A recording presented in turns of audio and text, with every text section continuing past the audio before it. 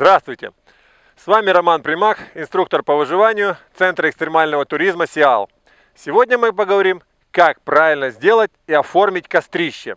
Для этого нам необходимы большие валуны, камни, сложить стенку, теплоотбойную стенку за костром, чтобы все тепло от огня шло к нам, а не распространялось наружу. Сегодня мы это будем делать.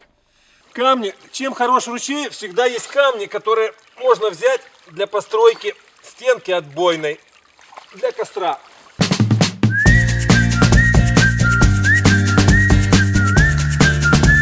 Здесь много хороших камней.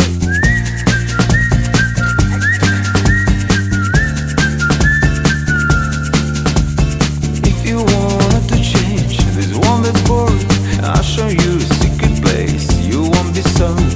But how can I trust in you? How will you let me know? You're gonna find it closing my eyes, because they're ugly like the blue sky. I wanna prove my love to you, wish I give. Will you trust in me?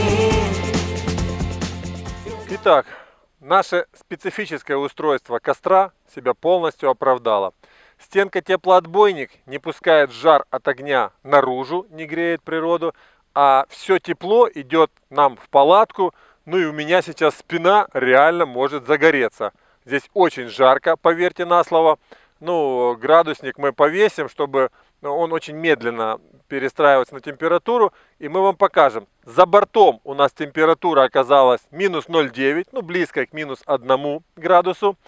А здесь, перед стенкой теплоотбойником, в 3 метрах от этой стены, где-то градусов 30.